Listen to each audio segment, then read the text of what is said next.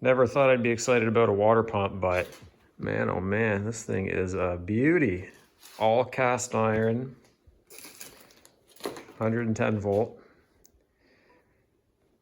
Pompco piston water pump, made in Quebec. Why a piston pump over a jet pump? I only have about 15 feet of lift, but I'm drawing from over 200 feet. And apparently piston pumps are just the bee's knees when it comes to draw strength. They're also pretty resilient when it comes to sucking a little bit of sand and silt through them. And I don't want to say self-priming, but they do pretty good if there's a little bit of air in the system. I have a piston water pump already up there, and honestly, I kind of like the sound of it. Also, they're not very loud when they're running. It's sort of a thumpa thumpa thumpa thumpa thumpa thumpa kind of a sound rather than the whine that you get from a jet pump. So this will just be a quick video. I'll show you how I set it up. Again, this is the oil side. There's a little window there. You can see the guts of it. So I'll fill it up. Oil, 7 ounces. This is the wet side, not too much to do here. This is my intake, 1 1/4 inch. And then the squirt side, 1 inch. I've got some bronze fittings because I guess apparently bronze does a lot better with cast iron than brass. You don't get the galvanic corrosion as bad. Pressure relief. Comes with a pressure switch. Pretty well ready to go. They've got the belt on tight as a guitar string, so I'll have to adjust that. But otherwise it's fittings, fill it with oil, and then this is where you prime it with water. So I'll have to remember when I remove the other one to fill a bucket of water. Otherwise I'm gonna be making a trip down to the lake. When in doubt, use a paper funnel. Oil will make us sick. Only if you drink it. There we go. Work like a The charm. oil looks not yummy. How cool is that? All right, folks, business time. Out with the old and with the new. Bam, there she is. It's a pretty simple setup, so I didn't record myself tightening clamps. I figure that'd be kind of boring, so let me just cover what I did. We've got the pipe coming in from the lake.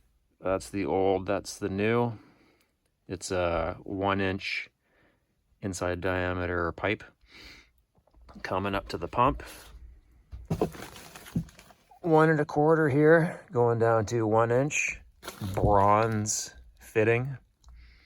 That's for the suction side. For the output side, I've got 1 inch to 1 inch, 1 inch threaded to 1 inch outlet. Going down to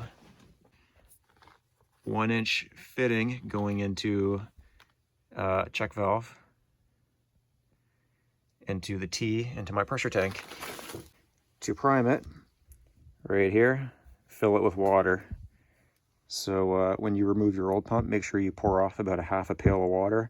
You don't need 1/2 pail, but you're gonna wanna wash your hands and whatever else in the meantime. That's how you prime it. Fill it up, turn the pump on. As far as running the pump, this particular model came with the pressure switch already fitted. It's just 110. Let me show you what we got working here. Black wires, already wired up from the factory, going to the motor. All I had to do was connect the outside wires and the ground to 110. And that's just going to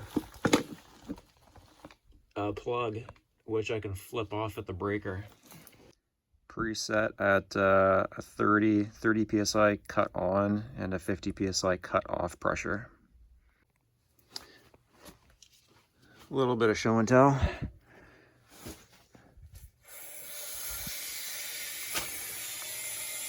We'll let you kick on at 30.